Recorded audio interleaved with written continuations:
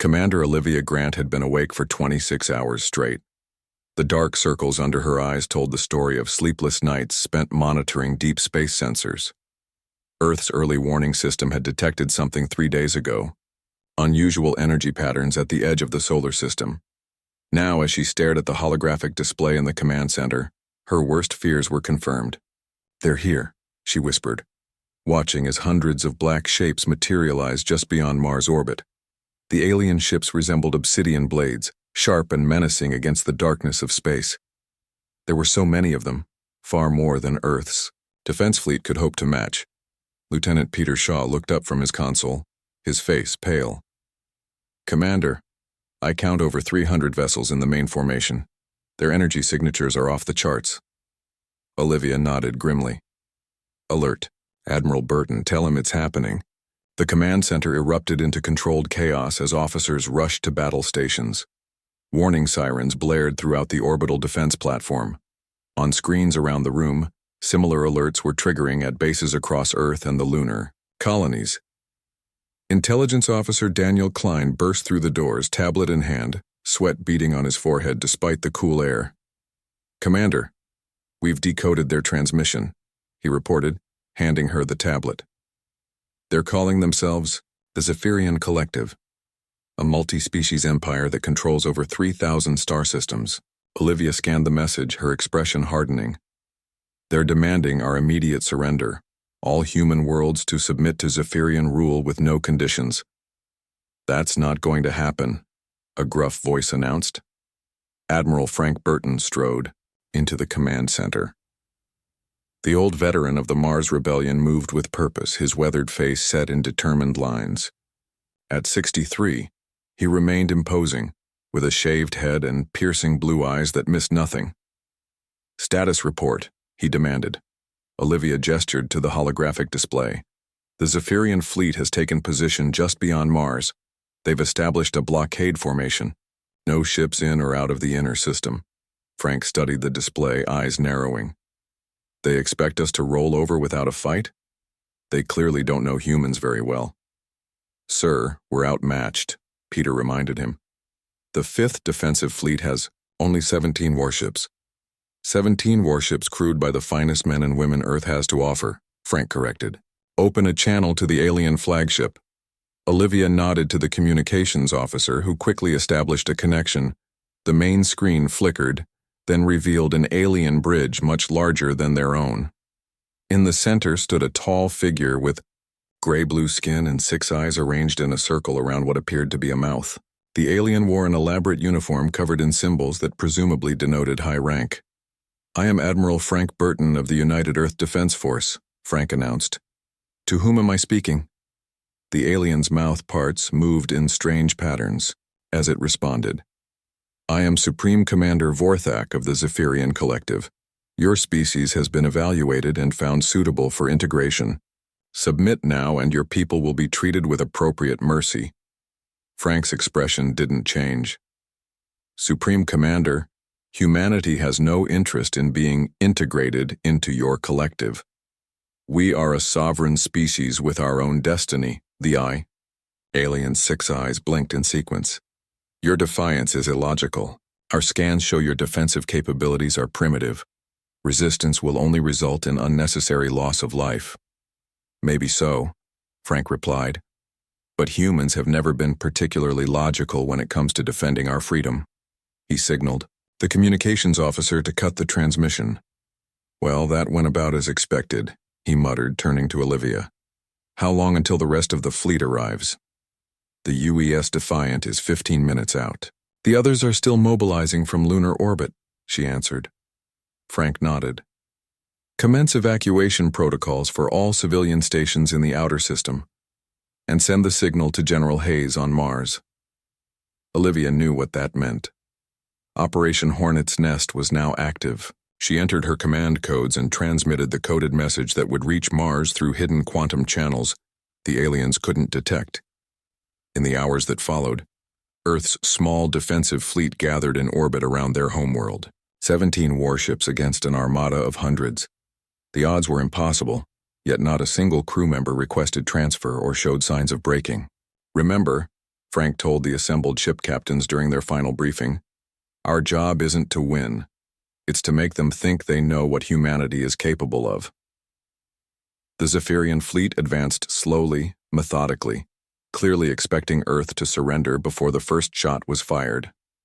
They were unprepared for the ferocity of the human response.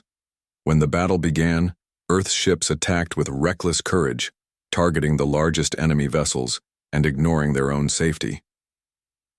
The UES Intrepid, captained by Laura Summers, destroyed 3 Zephyrian cruisers before being vaporized. The UES Dauntless rammed a Zephyrian dreadnought, its nuclear core detonating on impact.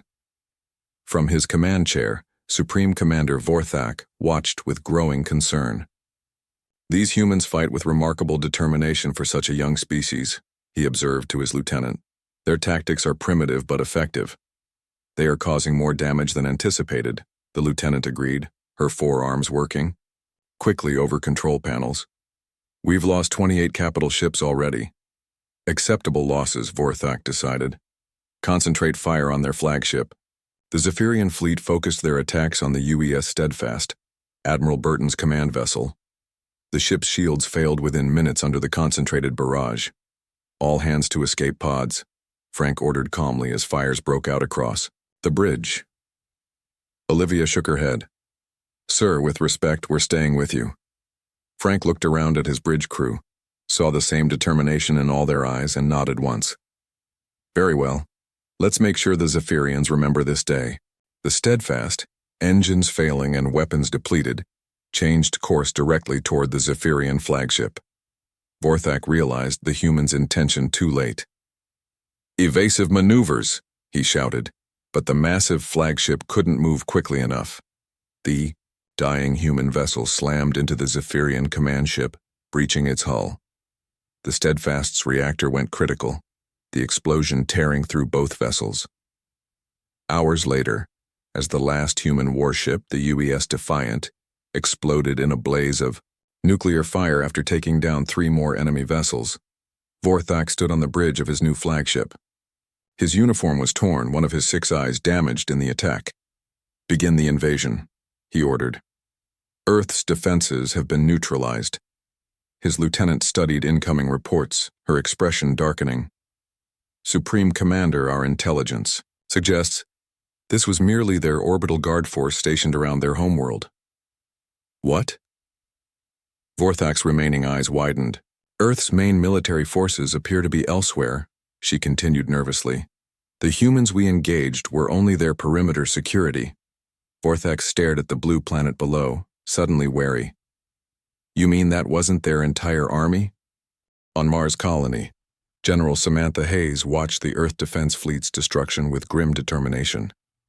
The giant view screen showed the final moments of the UES Defiant as it rammed into a Zephyrian cruiser, exploding in a brilliant flash of light. The command center fell silent as the last signal from Earth's defenders winked out. The loss of those brave men and women cut deep. Admiral Burton and Commander Grant had been her friends, but they had accomplished their mission. They had made the Zephyrians believe they had faced Earth's main military forces. They took the bait, Captain Alan West confirmed, his voice tight with emotion. He stood beside her, hands clasped behind his back to hide their shaking. The Zephyrians think they just defeated humanity's primary defense capability. Samantha nodded, taking a deep breath before turning to face the hundreds of officers and personnel gathered in the massive underground command center. Carved deep beneath Olympus Mons, the facility had remained undetected by Zephyrian scanners. Those who fell today knew the plan, she said, her voice echoing across the silent room. They knew what they were sacrificing and why. Now we must ensure their sacrifice wasn't in vain. She pressed a button on her console, and the view screen changed to show a different view. A massive underground hangar stretching for miles beneath the Martian surface. Row upon row of warships stood ready, their hulls gleaming under the artificial lights. Over 500 vessels of various sizes and classes, hidden from Zephyrian detection systems by special shielding technology. For the past decade, Earth's governments had been secretly building this armada. When astronomers detected the first signs of alien technology at the edge of the solar system years ago, Humanity had begun preparing for the possibility that first contact might not be peaceful. "Inform all ship captains," Samantha ordered. Operation Hornet's Nest is now active. Officers rushed to carry out her commands. Throughout the underground base, pilots and crew members who had been on standby for days now moved with purpose toward their assigned vessels. Lieutenant Heather Daniels spoke up from her terminal. "General, we're receiving reports from our deep space outposts. The Cygnus, Pleiades, and Orion colony fleets are all confirming ready status." Samantha's eyes gleamed with fierce pride. "That brings our total to nearly 2,000 combat vessels. The Zephyrians have no idea what they've stumbled into." Alan studied the tactical display showing the Zephyrian fleet positions around Earth. "They're beginning landing operations, dropping troops in North America, Asia, and Europe." "Good," Samantha said. "Let them spread their forces thin." Meanwhile, on Earth, what appeared to be panicked civilian evacuations was actually the well-rehearsed implementation of the Phoenix Protocol. Every able-bodied adult had received military training for this very scenario. The refugee ships fleeing Earth's major cities were being loaded with not just families, but weapons, supplies, and soldiers in disguise. In the chaos of the invasion, the Zephyrians failed to notice that the humans were evacuating in an extremely organized fashion, or that many of the civilian vessels had hidden military capabilities.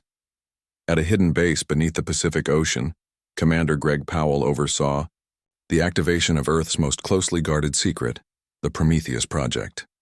12 experimental warships with technology reverse-engineered from a crashed alien vessel discovered in Antarctica decades ago.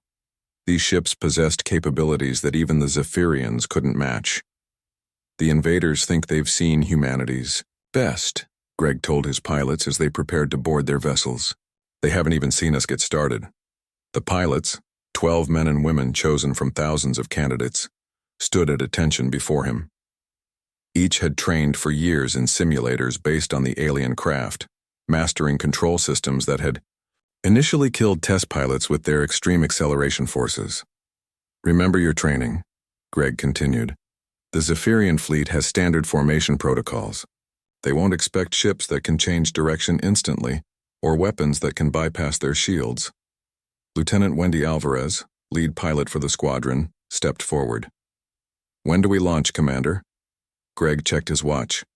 "In 6 hours. General Hayes needs time to move the Mars fleet into position. When they emerge from hiding, the Zephyrians will focus on the larger threat. That's when we strike from behind." Back on Mars, Samantha received a secure transmission from Earth's few remaining military outposts. Major Barry Coleman appeared on her private screen, his face dirty and a bandage wrapped around his head. "General, the ground invasion is proceeding. As expected," he reported. "The Zephyrians are using standard occupation tactics.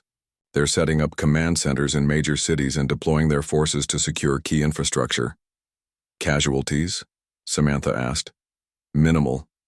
Most civilians were evacuated before they arrived. Our resistance cells are in place, waiting for your signal." Samantha nodded. "Tell your people to hold position. No engagement until the space battle begins.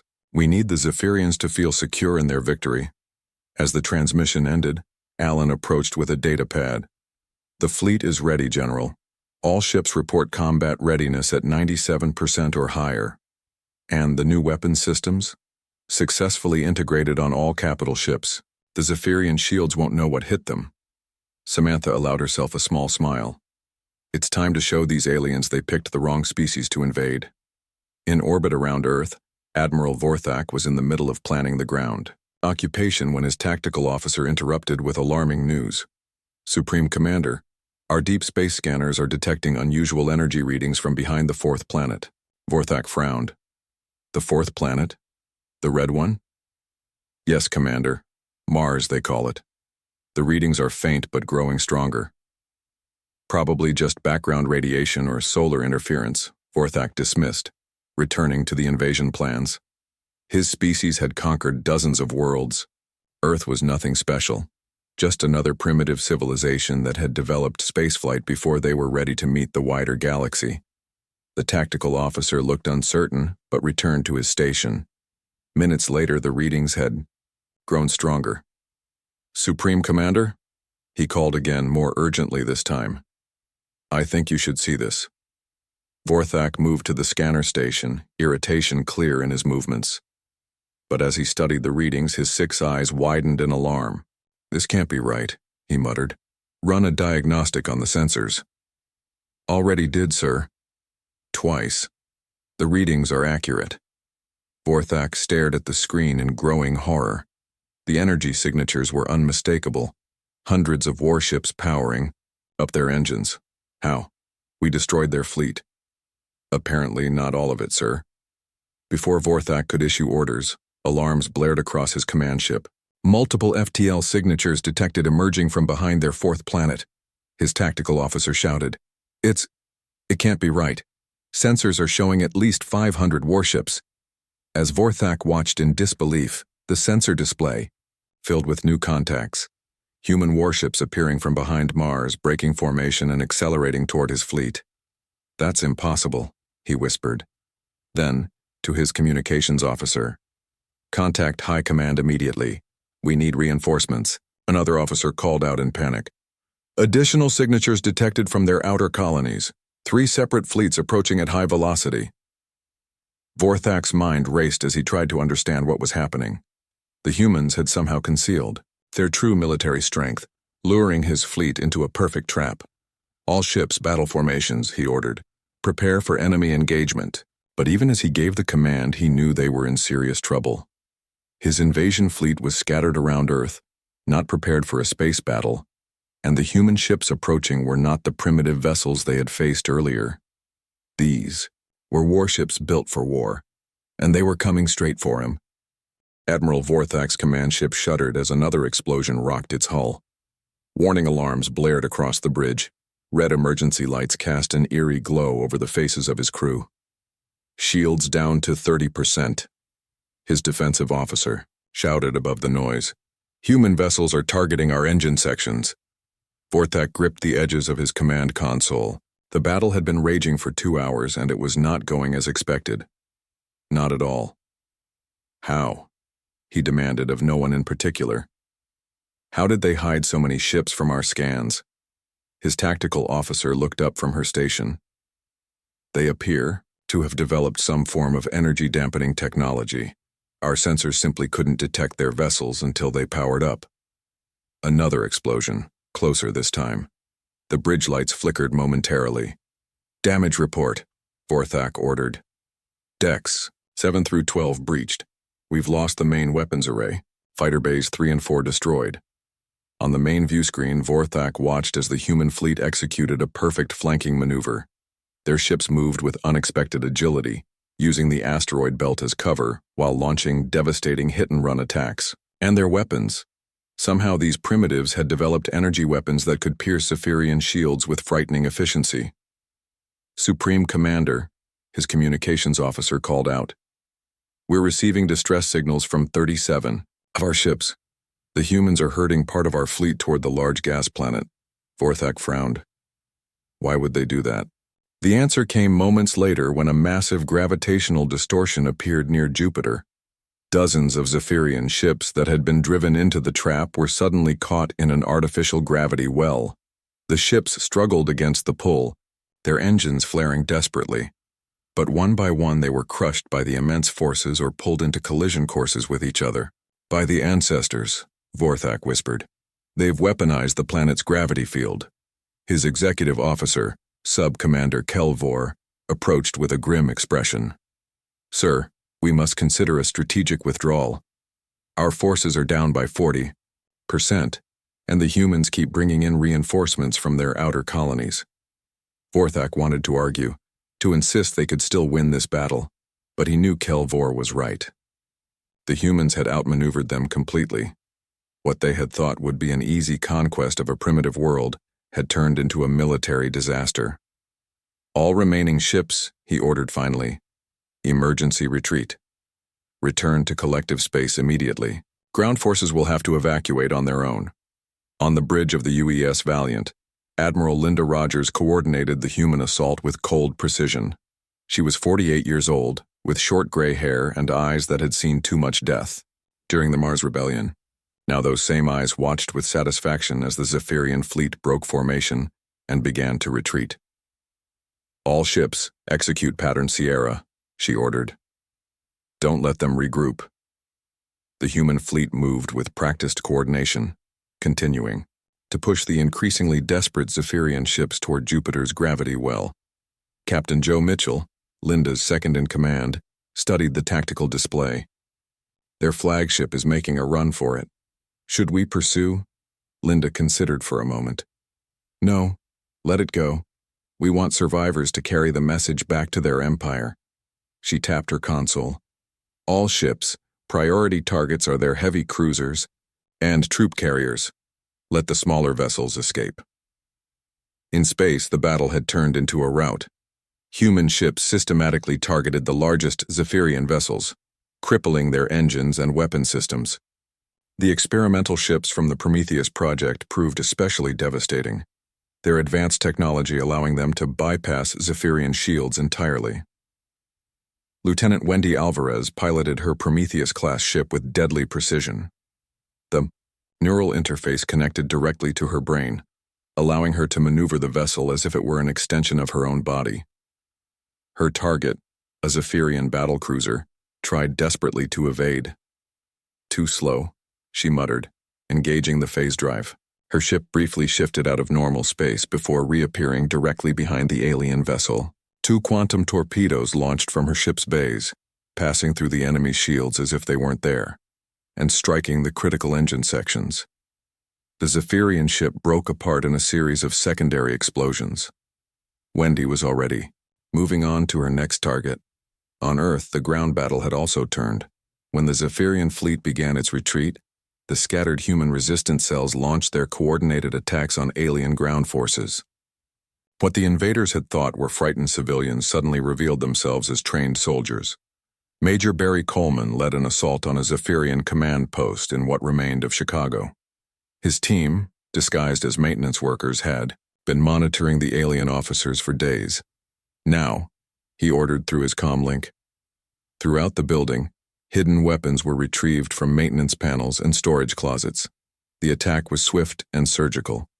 "Remember, we need prisoners," Barry reminded his team as they secured the command center. "Their technology and information are valuable." Back in space, only 1/3 of the invasion fleet managed to escape. The rest were destroyed or captured by the human forces. For the first time in its long history, the Zephyrian collective had been soundly defeated. Admiral Linda Rogers stood in the conference room of the UES Valiant, surrounded by her senior officers. The main screen showed real-time updates of mopping up operations throughout the solar system. "Have we secured all the alien ground forces?" she asked. Captain Mitchell nodded. "The last holdouts in Beijing surrendered an hour ago. All Zephyrian troops are now in custody. And our losses? 86 ships destroyed, 43 heavily damaged. Casualty reports are still coming in, but early estimates suggest around 12,000 dead or severely wounded." Linda nodded soberly. The victory had been costly, but considering they were fighting for humanity's very existence, the price could have been much higher. "What about Admiral Burton's fleet?" she asked. "The decoy force?" A young officer stepped forward. "Total loss, ma'am. All 17 ships destroyed. No survivors found so far." The room fell silent as they absorbed this information. The sacrifice of those first defenders had made their victory possible. "We'll build monuments to them when this is over," Linda promised. "But right now, we need to prepare. The Zephyrians will be back, and next time they'll know what they're facing." "Will they?" Captain Mitchell asked with a slight smile. "Our intelligence suggests they believe we have even more ships hidden throughout the system." Linda considered this. "Then perhaps we should encourage that belief. Order our shipyards to begin construction immediately. If the Zephyrians think, we have thousands of warships, let's make sure we do by the time they return." As her officers left to carry out her orders, Linda turned to the viewport. Earth was visible in the distance, its blue surface partly obscured by clouds. They had won this battle, but she knew the war was just beginning. On his damaged flagship limping back toward collective space, Admiral Vorthak prepared his report to the High Council. How could he explain this catastrophic defeat? How could he tell them that what they had believed was humanity's entire military force was merely a small defensive fleet guarding their homeworld? The humans had tricked them, lured them into a trap, and then crushed them with overwhelming force. And who knew what other surprises these strange, aggressive beings might have waiting? One thing was certain: the Zephyrian collective would need to reassess everything they thought they knew about this species called humans. 2 weeks after repelling the Zephyrian invasion, humanity launched its counteroffensive. The UES Valiant led a fleet of 300 ships through a previously unknown jump point, emerging deep in Zephyrian territory. Admiral Linda Rogers stood on the bridge watching as her fleet entered the Zephyrian home system. Intelligence gathered from captured alien officers had provided the coordinates. The Zephyrians never expected humans to strike directly at their core world so quickly. All ships maintain stealth protocols, Linda ordered. Remember, our objective isn't conquest, it's to show them the cost of attacking Earth. Captain Joe. Mitchell nodded in agreement. The element of surprise is with us. Their home fleet is still scattered across their territory, trying to determine our total strength. On nearby screens, long-range scanners showed the Zephyrian homeworld, a large planet with 2 small moons. Several space stations orbited the planet, along with a modest defensive fleet. Begin Phase 1, Linda commanded, throughout the human. Fleet special operations teams boarded stealth shuttles. These small, nearly undetectable craft would slip past Zephyrian defenses and deliver strike teams to key military installations. On the bridge of the experimental stealth destroyer UES, Phantom, Commander Eric Sullivan briefed his team one final time. At 35, Eric was among the best special operations leaders in the human fleet. His face bore a scar from the Mars Rebellion, running from his left eye to his jaw. Our mission is straightforward, he told the 12 men and women gathered before him. We infiltrate their central military command, extract their strategic database, and leave without being detected. If we're spotted, Plan B goes into effect. We create as much chaos as possible to cover our retreat. Lieutenant Karen Foster, the team's tech specialist, held up a small device. This will bypass their security systems. We'll have approximately 20 minutes to download their entire military database before the system detects the intrusion. Eric nodded. Remember, we need their fleet deployments, defensive capabilities, and especially any information on other species they've encountered.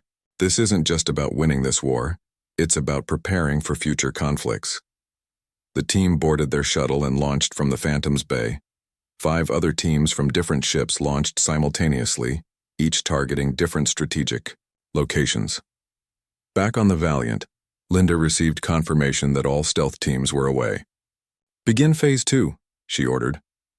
Across the human fleet, ships activated their electronic warfare systems. Specially designed AI programs began flooding Zephyrian communications with false signals and ghost fleet signatures. Soon, Zephyrian sensors were detecting human ships throughout their system, most of which didn't actually exist. On the Zephyrian homeworld, in the central military headquarters, Supreme Defense Director Kralvex stared at the sensor displays in growing alarm. How is this possible? He demanded of his staff. Human ships are appearing everywhere. We don't know, Director, his senior analyst replied nervously. Our sensors detect over 500 vessels, but they appear and disappear at random. We can't get clear targeting locks. Is it a sensor malfunction? We've run 3 diagnostics. The system is functioning correctly. These signals are real, or at least our equipment believes they are. Kralvex slammed a fist on the console. Dispatch scout ships. I want visual confirmation of these human vessels. What the Zephyrians didn't realize was that a human special operations team was already inside their headquarters, hiding in a maintenance shaft just 20 meters from the main command center. Eric Sullivan listened through a small device pressed against the wall which translated the alien language in real time. They're sending scout ships, he whispered to his team. That works in our favor. Fewer ships in orbit. Karen nodded, checking her equipment one last time. I'm ready to access their systems whenever you give the word. We move in 5 minutes, Eric decided. By then, their attention should be fully focused on the Phantom fleet. In orbit, The real human fleet remained in stealth mode, watching, as Zephyrian vessels scrambled to investigate the false signatures. The confusion was exactly what Linda had hoped for. "Launch fighters," she ordered. "Target their orbital defense platforms and communication arrays. Minimal casualties, maximum disruption." Across the human fleet, fighter bays opened and small, agile craft streaked toward the Zephyrian defenses. Unlike the main battle during the Earth invasion, these fighters weren't aiming to destroy the enemy completely, just to create chaos and fear. On the Zephyrian homeworld, Eric's team made their move. Using stolen access codes from captured officers, they entered the main computer room adjacent to the command center. The few technicians present were quickly subdued with non-lethal stun weapons. "We're in," Eric reported via secure comm link. "Beginning data extraction." Karen connected her device to the alien computer system. "Accessing their network now. Security protocols are stronger than we expected, but nothing I can't handle." As she worked, the rest of the team secured the room and set up defensive positions, in case they were discovered. "Time?" Eric asked after several tense minutes. 62% complete, Karen replied, her eyes fixed on her device. "Another 7 minutes." Suddenly, alarms began blaring throughout the facility. "What happened?" Eric demanded. Karen shook her head. "Not us. Something else triggered their alert system." Eric activated his comm link. "Command, this is Strike Team. Alpha. Facility is on high alert. Unknown cause. We're continuing the mission." Linda's voice came through clearly. "Understood, Alpha. Be advised our fighters have engaged their orbital defenses. That may be the cause of the alarm." "Copy that. We'll expedite." Eric turned to his team. "Change of plans. Karen, grab whatever data you can now. Everyone else prepare for Plan B. Looks like we're fighting our way out." In orbit, the battle had begun in earnest. Human fighters darted between Zephyrian defense platforms, launching precise strikes against weapons and communication systems. The larger human vessels remained hidden, allowing the Zephyrians to believe they were only facing a small raiding party. On the Valiant's bridge, Linda watched the tactical display with satisfaction. "Begin broadcasting the message on all Zephyrian frequencies." Throughout the Zephyrian system, on every military and civilian communication channel, the same message began playing in the Zephyrian language. "Attention, people of the Zephyrian Collective. We are humanity. You attacked our world without provocation. We defended ourselves. This demonstration of our reach into your home system is a warning. We could have brought our main fleet and destroyed your civilization. Instead, we chose restraint. Remember this mercy when your leaders speak of humans again." In the military headquarters, Eric's team completed their mission, just as Zephyrian security forces began converging on their position. "Data secured," Karen confirmed, removing her device from the alien computer. "Time to leave," Eric ordered. "Deploy smoke and sonic disruptors." The team activated devices that filled the corridors with dense smoke and emitted sounds that disoriented. Zephyrian sensory organs. In the confusion, they fought their way back to their extraction point on the roof. "Command, we need pickup," Eric called as they reached the rooftop landing pad.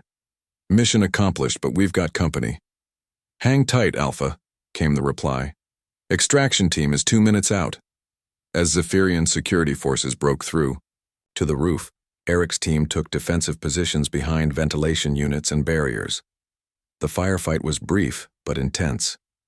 When their extraction shuttle appeared, swooping down through the planet's atmosphere, the team made a fighting retreat. "On board.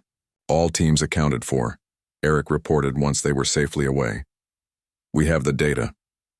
Throughout the Zephyrian system, similar scenes played out as human special operations teams completed their missions and withdrew.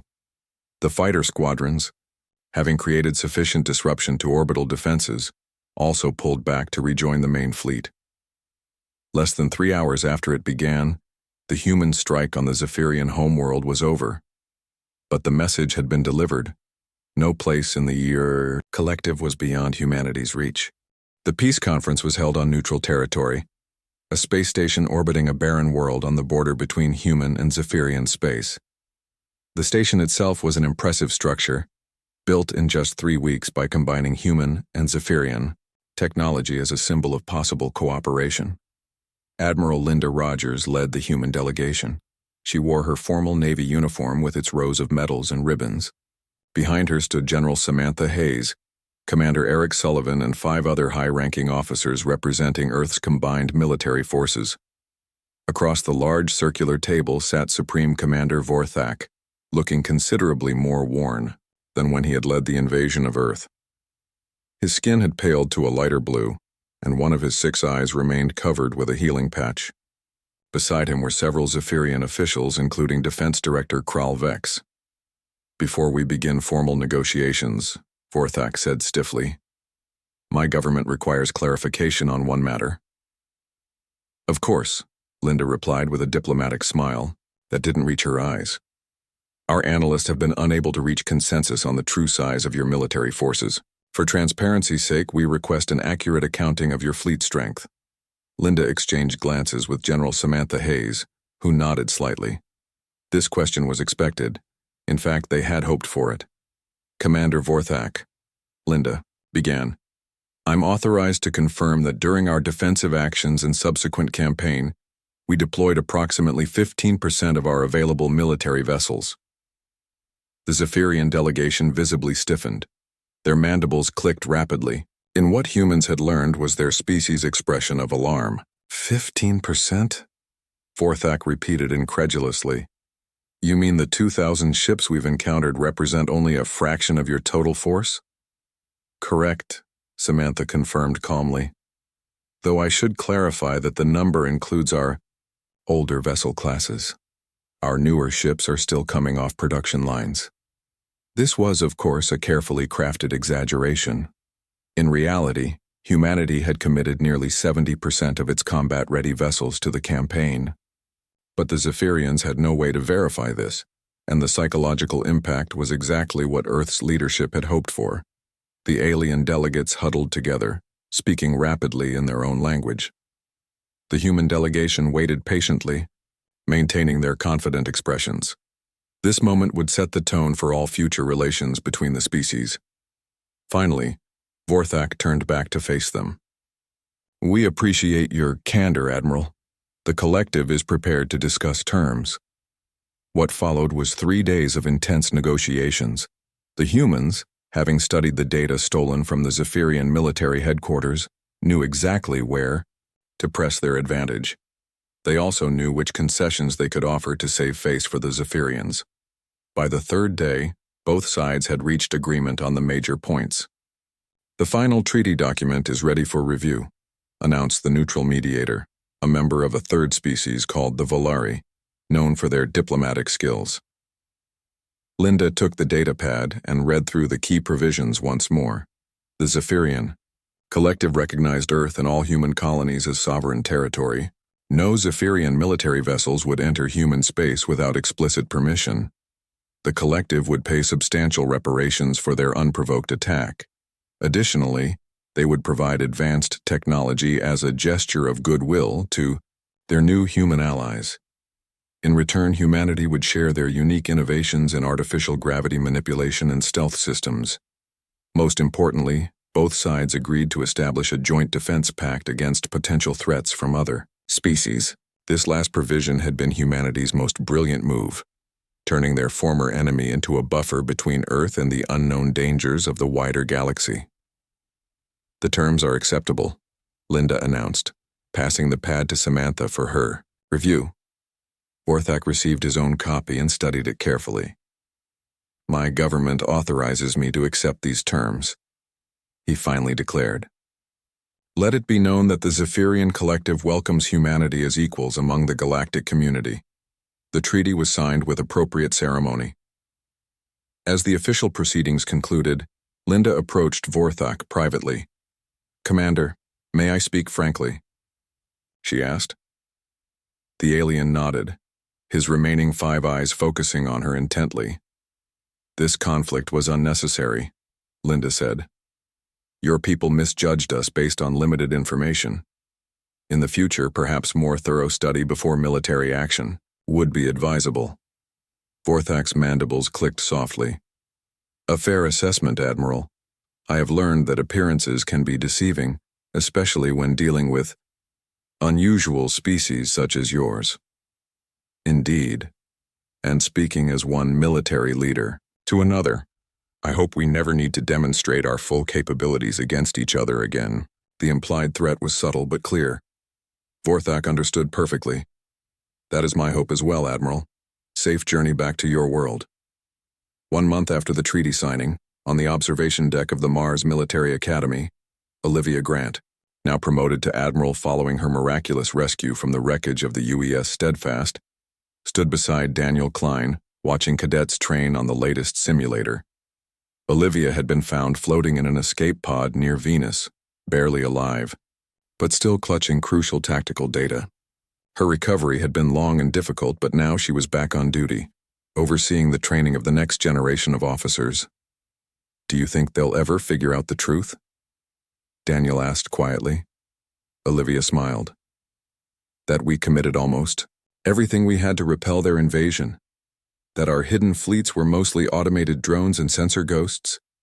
That the Prometheus Project ships were our only truly advanced vessels, and we nearly lost them all? Exactly. Daniel nodded. We were weeks away from total defeat if they had pressed their advantage. They might suspect, Olivia acknowledged, but they'll never be certain. And that uncertainty is humanity's greatest defense now. As Sun Tzu said, all warfare is based on deception. Through the observation window, they could see the shipyards of Mars working at full capacity. This time humanity wasn't bluffing.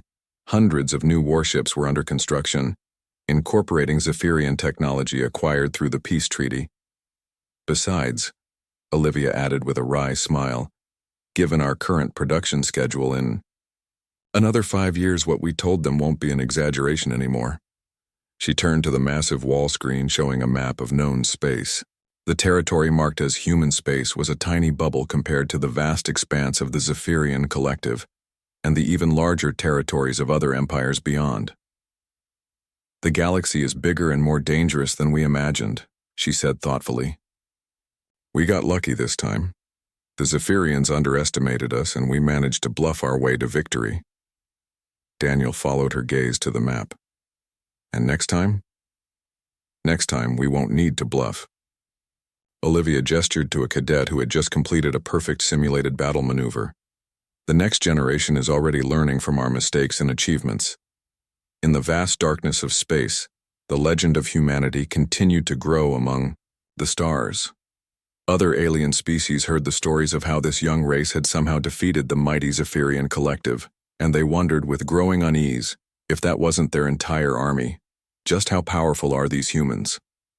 On distant worlds, intelligence officers reviewed the sparse data available on the mysterious humans. Military planners updated their threat assessments. Diplomatic corps prepared first contact protocols with special caution notes. And throughout the galaxy, a new phrase entered the lexicon of various species. Don't earth yourself, meaning, don't underestimate a seemingly weaker opponent who might be hiding their true strength. Humanity had earned its place among the stars not through overwhelming force but through courage, sacrifice, and the clever use of their greatest asset, the reputation of being far more dangerous than they appeared. The end.